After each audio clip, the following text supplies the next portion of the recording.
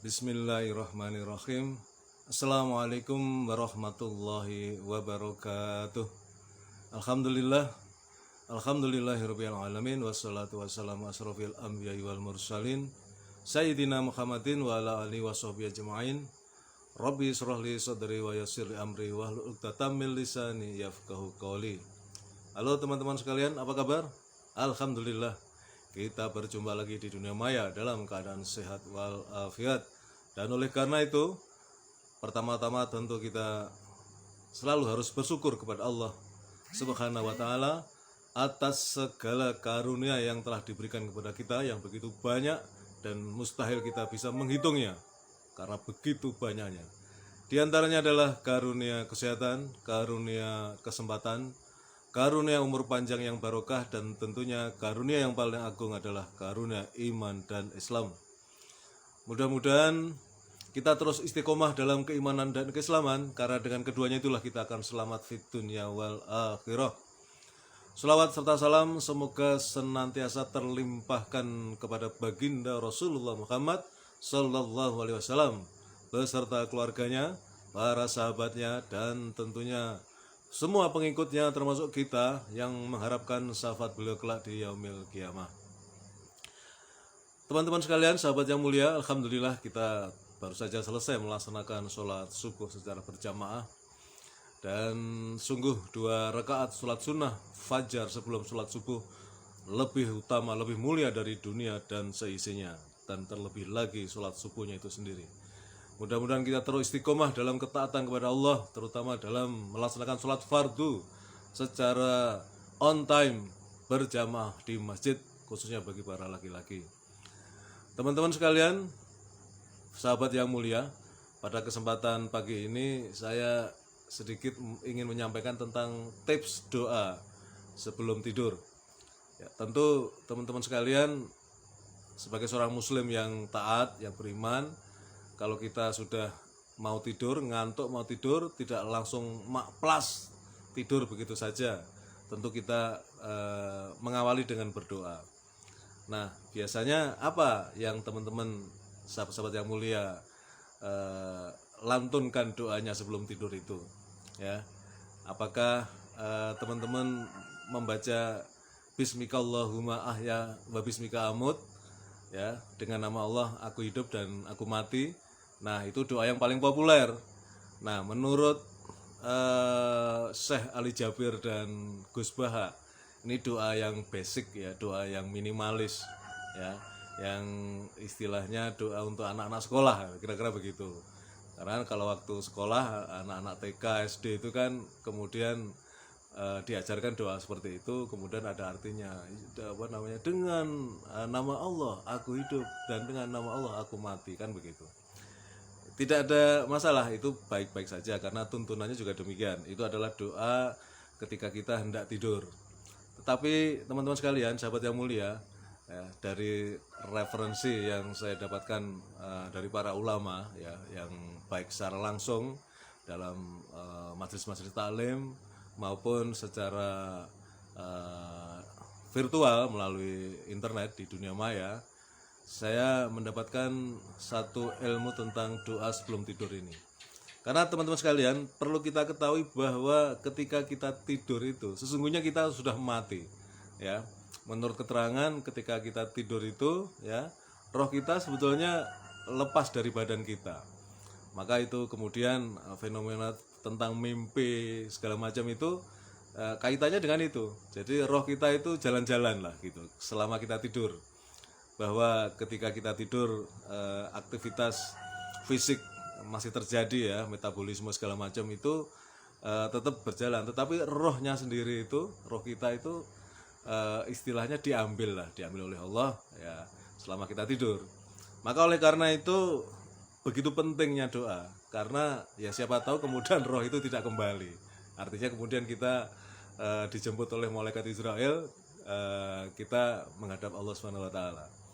Maka tips berdoa yang saya dapatkan dari para ulama yang tadi saya sampaikan dari berbagai kajian, kalau kita ingin tidur kita itu tidur yang baik, tidur yang punya nilai, ya, Dan seandainya, dan ini selalu saya bayangkan ya, saya ketika hendak tidur itu membayangkan itulah hari terakhir saya, itulah akhir hidup saya.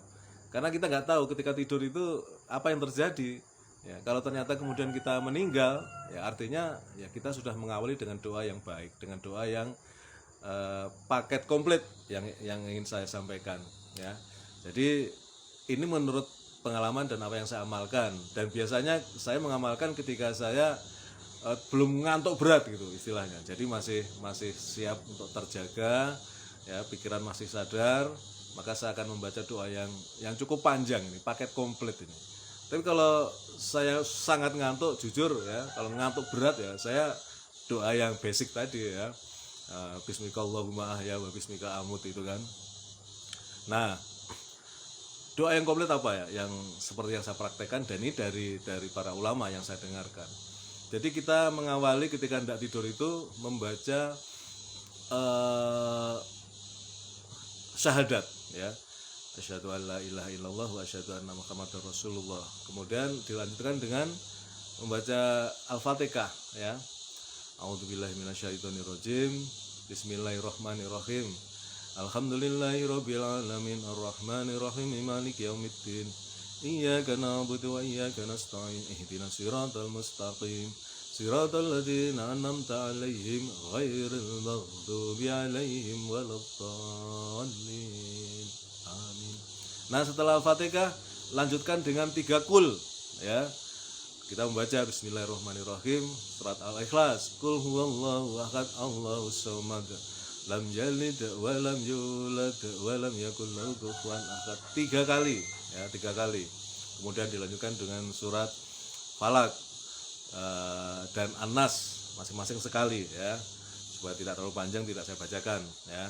Jadi yang jelas ya, tadi surat Al-Ikhlas 3 kali, kemudian lanjutkan Falak dan An-Nas masing-masing sekali saja. Ini sudah setara dengan kita membaca, mengkhatamkan Al-Quran ya. Ini hadisnya sudah jelas. Semua ini ada referensinya, ada hadisnya.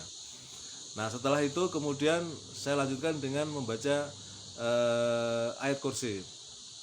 Ya, ayat kursi ya. Ayat kursi itu ayat yang sangat dahsyat karena di situ kita melihat Allah menyatakan siapa dirinya ya. Jadi kita lebih dekat mengenal Allah dengan membaca ayat kursi itu. Dan menurut penjelasan para ulama, ketika kita hendak tidur membaca ayat kursi ya, maka setan, iblis atau apapun ya, jin-jin jahat tidak akan mengganggu kita ya selama kita tidur sampai bangun ya. Ayat kursi. Setelah ayat kursi kemudian dilanjutkan dengan bagian terakhir dari surat Al-Baqarah, dari lillahi ma fis samawati wa ma fil ardh sampai selanjutnya ya, seperti yang kemarin saya sampaikan di akhir ayat Al-Baqarah, surat Al-Baqarah ayat 286. Kemudian kita di situ ada doanya kan, la yukallillahu nafsan illa wus'aha laha ma kasabat wa ilaiha maktasabat Rabbana la tu'akhidna in nasina aw akhtana, dan seterusnya sampai selesai ya kan. Nah, setelah itu ya biasanya yang saya lakukan adalah baru kemudian